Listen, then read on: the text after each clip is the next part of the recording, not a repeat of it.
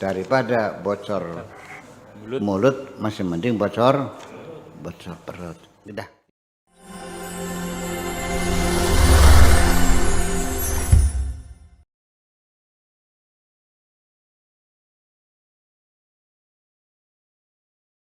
Assalamualaikum warahmatullahi wabarakatuh. Waalaikumsalam warahmatullahi wabarakatuh. Bismillah, tawakkaltu 'ala Allah, la haula wala quwata illa billah. Asyhadu an la ilaha illallah wa asyhadu anna Muhammadar Rasulullah.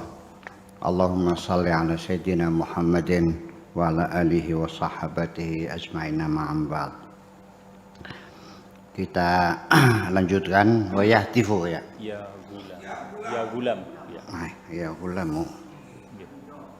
Ya gulamu ar-ridha. Nggih. Wahai anakku, ar-ridha bil qada. Sikap hatimu yang selalu menerima dengan segala senang hati. Itu maknanya ridha. Terpaksa diterjemahkannya panjang. Sikap senang. Yang rela tuh nggak paham mana rela tuh. Sikap hati yang selalu menerima dengan segala senang hati apapun yang menjadi keputusan Allah, itu adalah ridha. Apabila engkau selalu rela dengan apapun menjadi keputusan Allah, itu atyabu min tanawulid dunya ma'al munazaati, lebih membahagiakan dirimu, lebih nyaman daripada engkau banyak memiliki dunia, tapi di dalam dirimu selalu ada ketidakpuasan. Ketika dalam dirimu ada penyangkalan. Kenapa? Karena dunia ini selagi engkau masih menyangkal, dapat berapa saja engkau selalu kurang. Jadi kapan kamu senangnya? Kita terangkan dulu ini sedikit agak ini. Dulu ketika engkau belum punya sepeda, pengen punya sepeda enggak? Kenapa punya sepeda? Karena melihat teman-teman pakai sepeda. Sekali goes 5 meter. Sedangkan melangkah sekali tindak hanya setengah meter. Pengen kan? Setelah punya sepeda, pengen punya apa lagi? Setelah punya motor, punya apa lagi? Setelah punya satu berapa?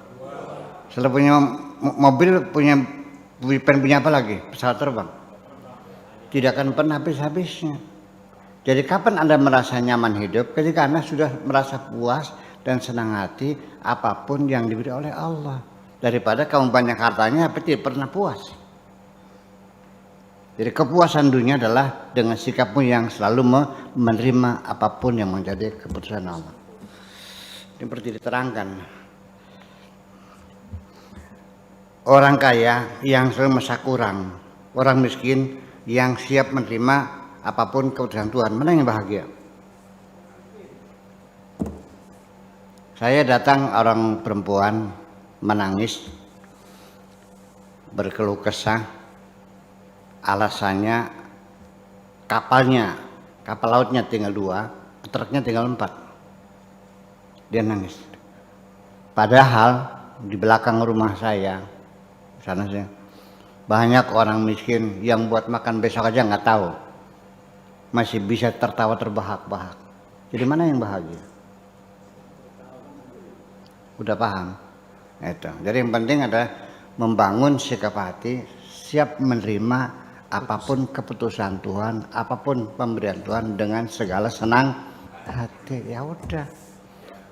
Sementara kita baru punya sepeda, sudah dinaik sepeda dinikmati. Iya, nanti dikasih motor ya silat nikmatinya. Ya, terus nggak bisa beli mobil ya udah. memang lebih baik naik motor daripada naik mobil.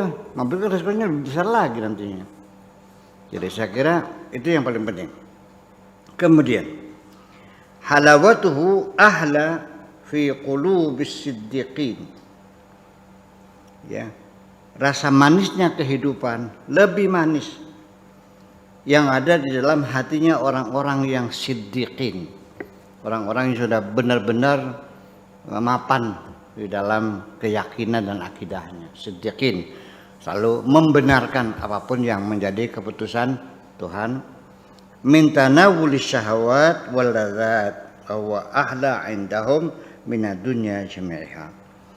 Itu lebih nyaman daripada engkau bisa mencapai pemuasan syahwat, birahi, seksual, kesenangan, makan enak, ya. Tetapi Anda selalu tidak pernah puas dengan apa yang dapatkan itu. Ya, sudah sekali bisa main cewek sehari, seminggu sekali pengen tiap hari. Setelah sehari satu pengen sekali pakai 10 ceweknya pengen. Jejer. Nggak bisa habisnya gitu, iya. Dan terus setelah punya sawah 1000 hektar beli lagi 20 hektar habisnya. Dan semuanya akhirnya hidupmu tidak menikmati kekayaanmu, tidak akan ada waktu. Orang ini selalu membeli, selalu ingin memiliki sesuatu sama sebanyak-banyaknya, mobil, motor, sepeda, pesawat, rumah, sawah, kebun. Apa yang terjadi? Nggak ada waktu untuk menikmatinya kok. Malah justru waktumu habis untuk ngurusin itu. Jadi kamu jadi babunya dunia kalau begitu. Tidak menikmatinya. Ya, sepeda mobil tabrakan marah. Ya kan? Motornya hilang marah. Rumahnya kotor marah. Akhirnya apa? Stres. Jadi jangan dikira bahwa orang yang hartanya banyak itu lebih bahagia. Letak bahagia adalah bukan pada materi tapi pada kondisi hati kita ini. Betul nggak? Mana perempuan yang paling cantik adalah yang engkau cintai. Percaya nggak? Iya. Kalau nggak dicintai cantik nggak? Ya enggak lah gitu. Nah, itu. Jadi artinya bahwa sikap menerima ini perlu kita bangun bersama-sama. Sikap menerima ada yang segini ya sudah, nasibnya Pak Tato jadi dosen alhamdulillah, jadi pegawai negeri, dapat pensiunan, Direktor. gajinya segitu ya wajar alhamdulillah, terhormat, profesi yang paling terhormat jadi dosen, mencerdaskan anak bangsa, yang tersanjung alhamdulillah. Adapun mobilnya masih ya kelasnya kelas seniat ah. Ya udahlah, sabarlah, nggak usah ngayal punya BMW seri 7 lagi lah. Udah ngajar gitu. Malah justru nanti dicurigai orang. Berapa sih? Masa dosen mobilnya Rolls Royce? Gitu. Jadi yang penting mah kita nikmati saja apapun yang ada. Ya, itu saja. Kita belajar semacam itu.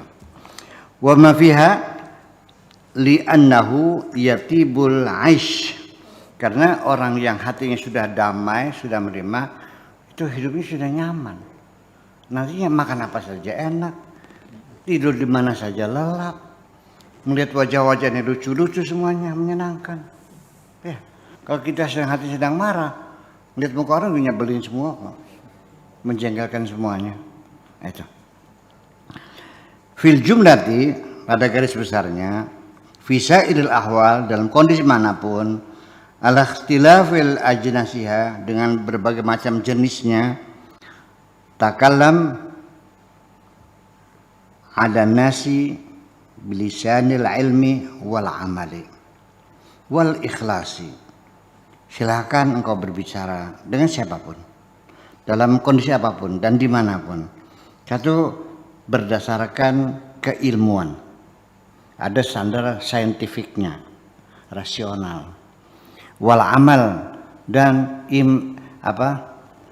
diimplementasikan, applicable, ya kan, yang bisa diterapkan, yang bisa dilakukan. Wal ikhlas, dan ada ketulusan. Wala tatakallam 'alaiha bilisanil ilmi bila amal. Kalau ngomong sama orang jangan pakai lisan saja, sebatas ilmu saja tapi tanpa amal. Nyuruh orang supaya sholat, kamunya tidak Sholat. Seorang ayah menyuruh anaknya sholat. Di sini, di kampung saya. si bapak nggak pernah sholat, nyuruh anaknya sholat. Saya katakan dengan bahasa lokal dulu ya, Nang, pada sembayang mana los? Cukup rob bapak nira apa sih sembayang. Begitu. Wahai anak-anakku, pergilah sholat sana. Sudah cukup bapakmu saja yang tidak sholat. Begitu benar. Nah, ini kan terjadi sehari-hari. Itu yang diucapkan. Yang dia diucapkan sehari, di mana-mana kita lihat banyak orang. Ya. Dia menganjurkan orang tidak korupsi, tapi korupsi sendiri. Ya kan gitu. Nyuruh orang rajin belajar, dia juga malas kan. Sampai guru agama yang ngajarin sholat, enggak sholat juga gurunya. Apa artinya? Ini maksudnya artinya ngajak orang itu yang benar-benar yang sudah kamu lakukan, bukan hanya sekedar ilmu. Ya, ilmu sama ilmu semua juga bisa. Yang berkat mengamalkannya, yang bila amalin.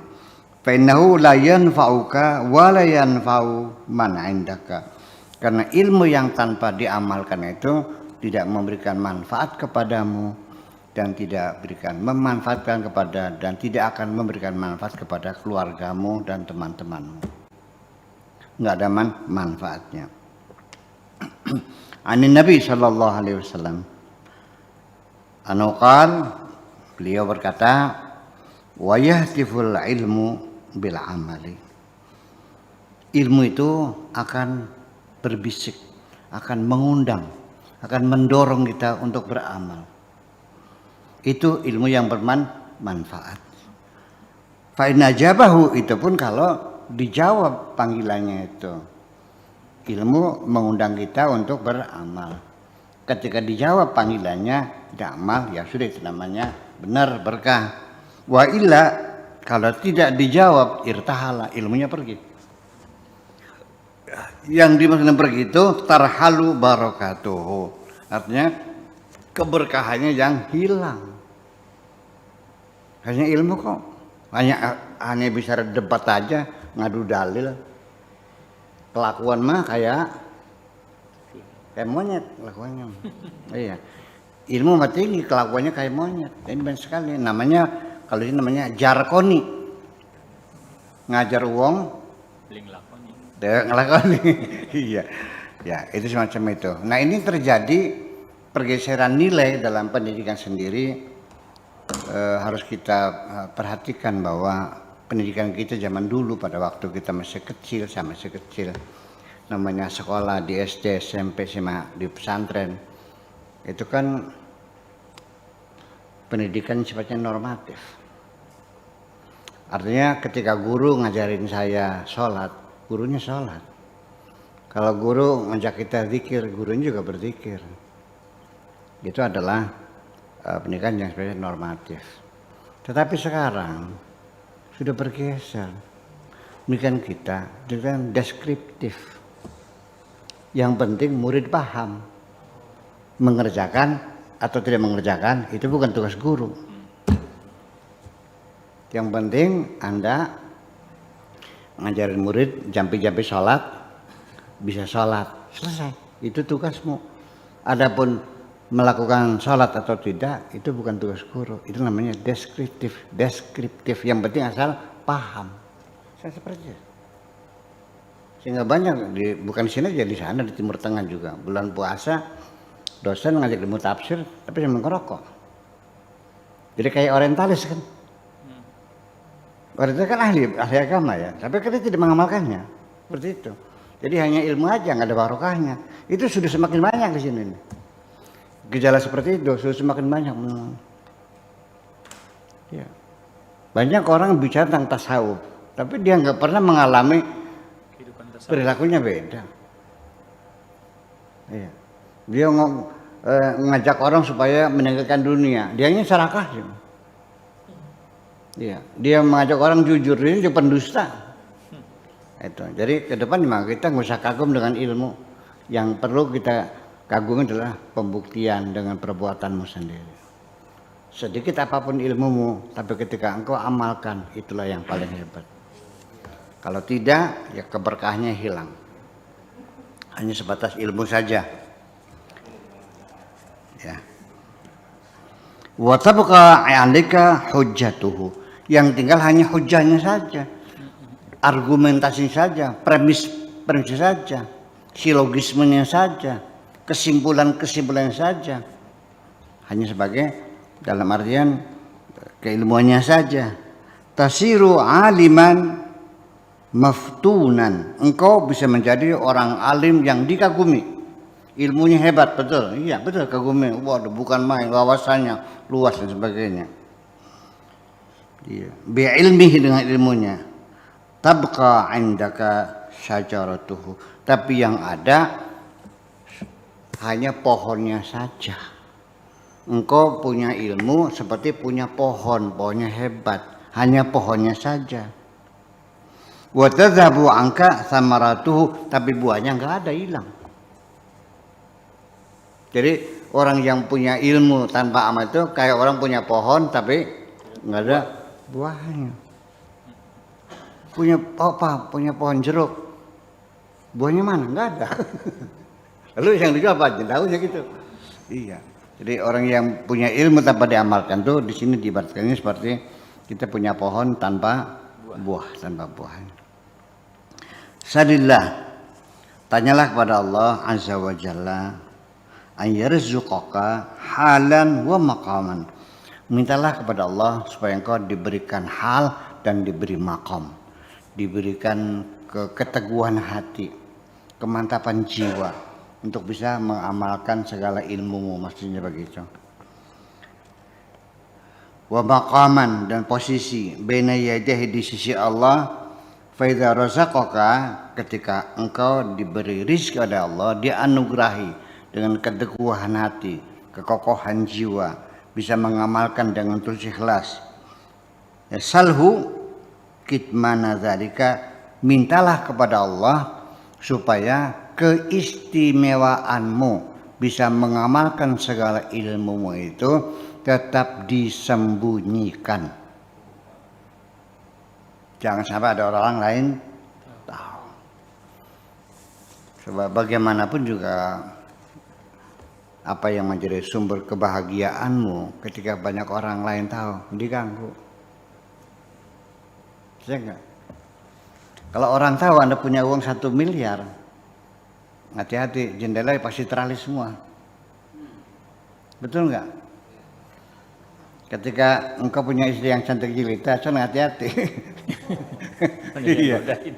Iya. Jadi kenikmatan yang membahagiakan kamu itu ya dirahasiakanlah. Fa'amma bi ni'mati rabbika fahadits, itu bukan dalil kita menceritakan kenikmatan. Kita selalu menyadari kenikmatan, bukan menceritakan. Masa diceritain gimana lagi? Masa hari ini engkau dapat uang 500 miliar cerita sama orang? Ya nggak mungkin dong, bukan begitu. Artinya sadar diri dan menyadarinya. Seperti itu.